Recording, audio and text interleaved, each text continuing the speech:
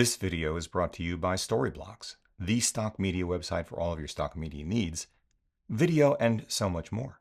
With unlimited downloads from their 1 million plus library of 4K and HD clips, thousands of video templates. I lost track of how many audio tracks, get it? I'm not even going to try to count the number of motion graphics, photos, illustrations, vectors, screen grabs. You get the idea. Storyblocks leverages their constantly evolving libraries and your time and effort with a single predictable subscription model, no paperclip budget-busting worries. I know, I've been there. Cancelable at any time. No worries about IP rights or royalties either. It is, in other words, all about freeing you up to concentrate on the joy of the narrative and the business of higher production values in an era of ever tighter deadlines, ever shrinking budgets, and ever fiercer competition for eyeballs. As in 5 million hours of video uploaded to YouTube every week last time I looked. Holy. So, check them out by hopping over to storyblocks.com/you or clicking on the link in the description below. See how to get started and learn if Storyblocks is right for you. Thanks, Storyblocks, for sponsoring this video. Oh, and of course, as many of you may have already guessed, for making it so easy for me to find the right footage to complement our 2025 Streets of Tokyo announcement I shared with you just moments ago. Back in 2015, I self-published an ebook on Amazon entitled Apple's iPhone, The Next Video Revolution. It was an experiment then. You can still download it today, but it was and remains essentially a collection of free articles I'd written during my time as lead writer for Planet 5D. It got a few wonderful reviews and about an equal number of terrible reviews, yet even today it ranks just 491 in Amazon's cinematography category, which is probably a good indication that there are exactly 491 titles in that category. I think the book is far less interesting, however, as a commercial endeavor, and less about iPhones per se, than it is as an historical footnote in the evolving utility of the smartphone for content creators even now. Consider it context. I mean, just look at this setup. Ridiculous. That's my iPhone 6, bolted into a cage meant for a dedicated mirrorless camera, a Tascam DR70D digital audio recorder several times the size and weight of the iPhone itself, and a far too long XLR cable attached, if I recall correctly, to a Rode NTG2 shotgun. Good mic. This kit is antithetical to the way most of us would or should want to use a smartphone today. Unless you're someone like Dean Baker, director of the feature-length motion picture Tangerine, a cult hit at Sundance that same year, subsequently picked up for 6 figures by Magnolia Pictures. It has only been in the last few months, however, any number of smartphone cases, rigs, apps, or tiny wireless Bluetooth mic kits with integrated Lightning or USB-C connector released over the past decade notwithstanding, that the premise and promise of smartphone video, that is, industrial-grade frame rates and resolutions scaled for smartphones the way smartphones do it, have been realized.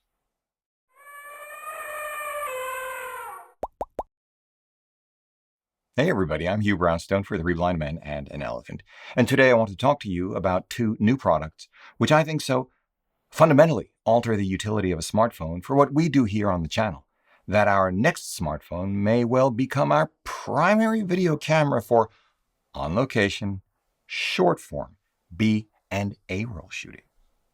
Even though Claudia used an iPhone X on a DJI Osmo Mobile 2 gimbal and walked backwards through Soho for 40 minutes straight to record this walk and talk we did with friend Cliff Pickett back in 2019. She'd mic'd us separately, allowing me to sync each mic to the iPhone internal audio in post. I think that's exactly right. I find that today's cameras get in the way. Wow. That is a hunk of meat. But that was then. And today I want to talk about Freewell's Pro SSD Hub and Lexar's Professional Go Portable SSD Hub Kit. That's because, 1, both have better solved than anything else I've seen the not enough ports problem smartphone users have when recording video with only a single port on the smartphone. A, one port for audio in a mic, B, a second port for audio out monitoring, C, a third port for auxiliary power when a MagSafe solution would be suboptimal, as in cold weather or longer recording times, and D, a fourth port for recording to an external SSD when there is insufficient space on the phone itself, or when one wants to shoot at ProRes or higher frame rates than is available when recording internally. 2. Both are also much more compact than any other less complete solution I've seen. 3. Neither gets in the way of a gimbal, third-party lenses, or most especially neutral density filters. And 4. Neither requires a case or cage separate from one's everyday carry option. So let's get into it. We'll begin with Freewell's $150 Pro SSD hub. This consists of an M2 SSD holder hub with 3 ports, that is A 60-watt power delivery USB-C port, B, a 10 gigabit per second USB-C data transfer port, and C, an audio in or out USB-C port, and 2, a grip to which it attaches that in turn has A, an integrated Arca Swiss QR plate, B, a cold shoe or 2, C, a Bluetooth remote controller, and D, a short but robust USB-C cable. But it does not come with the SSD itself, which in turn means an additional outlay of, say, another $150 for something like Western Digital's 2 terabyte WD Black SN850X for a total price of $300, which is nothing compared to the price of the dedicated video-centric hybrid we use for 99% of our YouTube work. Panasonic's still underrated, I don't understand why, full-frame S5 II. The Freewell Pro SSD hub is clever and well considered. The ability to choose pretty much any NVMe SSD up to 4 terabytes a bonus, especially given how easy it is to install. It is, however, a bit unwieldy when rotating between landscape and portrait mode because of the cable. It adds noticeable size, weight, and radar silhouette to any smartphone to which it is attached. And the way it attaches to smartphones sacrifices, I'll call it, elegant industrial design for practicalities, flexibility. Fair enough on this last point, at least for some of us. The thing about the second product I want to cover today, Lexar's $350 2 terabyte Professional Go USB 3.2 Gen 2 portable SSD hub kit. The 1 terabyte kit is just $239, each SSD or hub available separately as well. Beyond the fact that it is so small that the number of words and letters I just used now for the full name of it seem excessive. Beyond the 1 additional USB-C port it has compared to the Freewell, bringing the total number to 4. Beyond its IP65 dust and water intrusion rating, I like that, is just how much smaller, lighter, more elegantly conceived, and better integrated with the iPhone than the Freewell. Which takes nothing away from the Freewell per se, because as you will have already discerned, each offers a different set of trade-offs with its own advantages and disadvantages. It's just that from where I sit, more properly where Claudia stands and glides while shooting A and B roll for us on streets around the world, where unobtrusiveness and even relatively small differences in size and weight can add up, the Lexar kit fits within the footprint of the phone itself, making it a no-brainer for slipping into a pocket.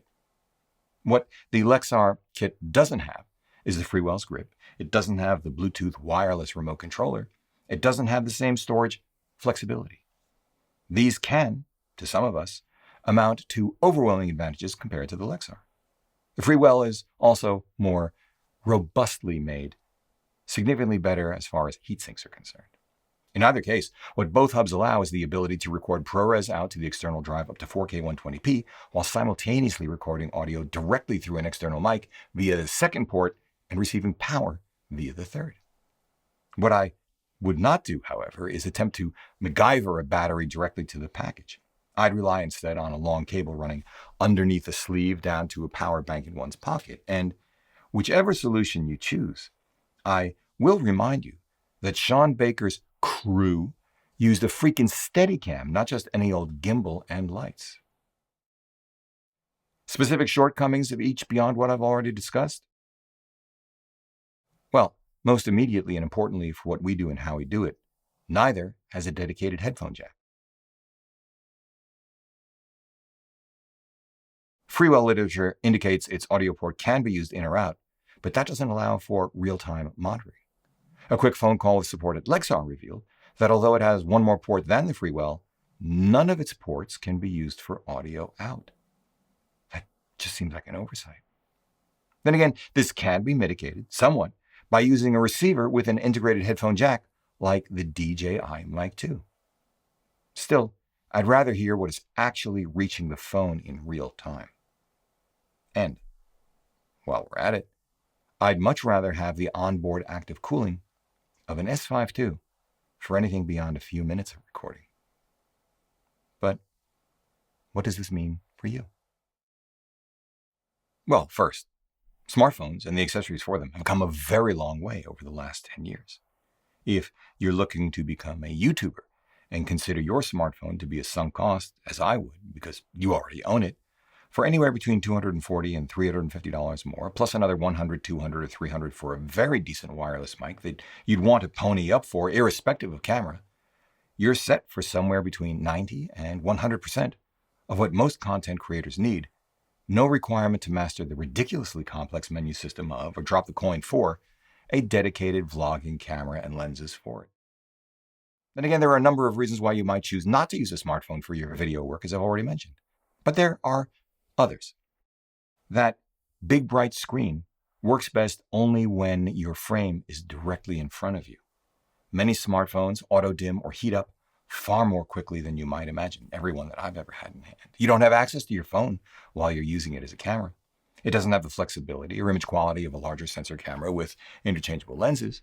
It doesn't do well in low light, and at least on my iPhone 14 Pro, which doesn't have a USB-C port, so I couldn't test it for you, the wide-angle lens is optically disappointing, and only one of the 3 camera modules is 48 megapixels.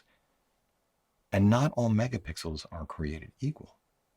Of course, if you're using the front-facing camera, you're not using the sharpest tool in the shed anyway, even if it is good enough for most YouTubers starting out, at least in good light. Like an ever-increasing number of us, however, especially as smartphone companies have the wherewithal to spend vastly greater sums on R&D and tooling, and are riding Moore's Law the way dedicated camera companies cannot, you may decide that even at the higher end, one of these 2 kits will be all you need. Thank you very much. I understand. Pretty good call. Of course, many of us may feel differently. You in particular may be more ambitious, for example, about your image quality, robustness, flexibility, and I get that too. The good news, as so many of you already know, is that dedicated camera companies have discovered the content creator space.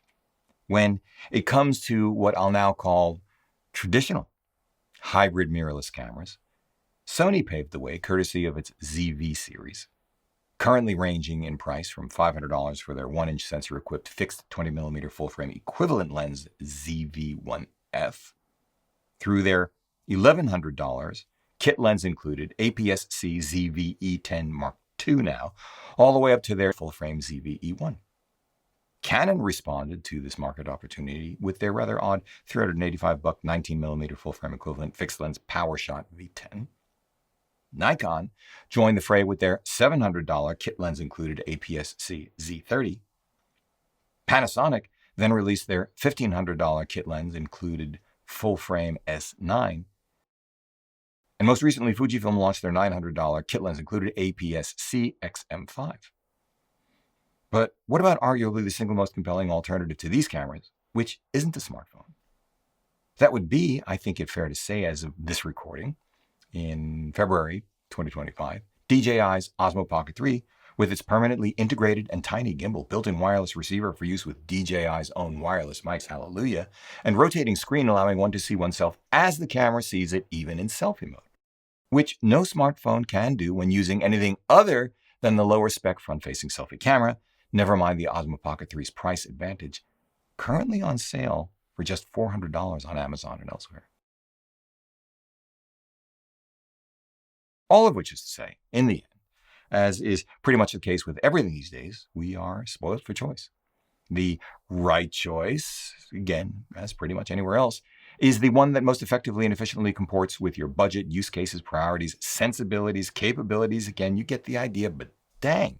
The irony is that if you are not a solo YouTuber, that is, if you're the on-screen talent and you have a camera op to film for you, as I am lucky enough to have with Claudia, a USB-C equipped smartphone kitted up with the Freewell or Lexar setup made it even to an older gimbal on the one hand, just like what Claudia used, possibly the latest Insta360 Flow 2 Pro on the other, which I've never had in hand personally, is pretty phenomenal.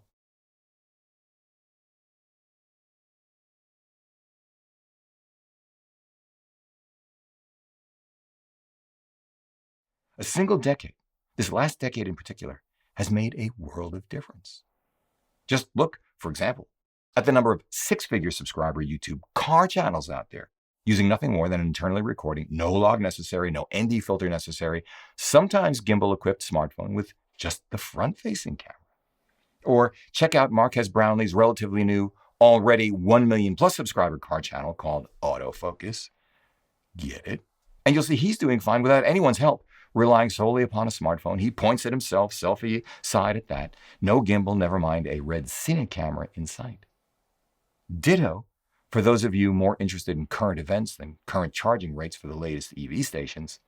Hop over to Peter Zion's On Geopolitics with a subscriber count approaching 900,000, where not only does Peter simply point his smartphone at himself as he assesses the impacts of topography, demography, and more on world affairs,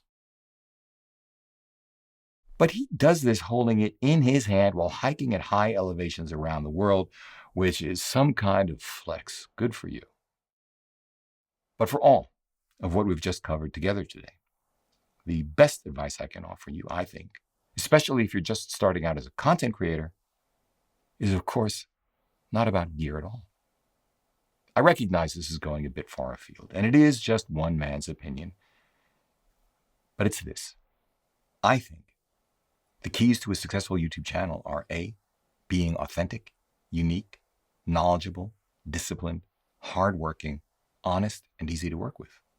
Or B, embracing a persona you can live with when the camera is off, that is sufficiently outrageous, polarizing, visually compelling, even train wreck can't turn your eyes away from it visually compelling when it and you are on, while still being unique, knowledgeable, disciplined, and hardworking, but see, in either case, keeping your day job until you're certain you'll make more money as a content creator during the next 12 months and on a discounted cash flow basis for the rest of your working career. My plea to you is this. Please, whatever and however you do it, contribute to this signal, not the noise. We already have far too much of that. This video has been brought to you by Storyblocks, the stock media website for all of your stock media needs, video, and so much more. With unlimited downloads from their 1 million plus library of 4K and HD clips, thousands of video templates. I lost track of how many audio tracks, get it? I'm not even going to try to count the number of motion graphics, photos, illustrations, vectors, screen grabs. You get the idea. Storyblocks leverages their constantly evolving libraries and your time and effort with a single predictable subscription model, no paperclip budget-busting worries. I know, I've been there. Cancelable at any time. No worries about IP rights or royalties either. It is, in other words, all about freeing you up to concentrate on the joy of the narrative and the business of higher production values in an era of ever tighter deadlines, ever shrinking budgets, and ever fiercer competition for eyeballs. As in, 5 million hours of video uploaded to YouTube every week last time I looked. Holy. So, check them out by hopping over to storyblocks.com/you or clicking on the link in the description below. See how to get started and learn if Storyblocks is right for you. Thanks, Storyblocks, for sponsoring this video.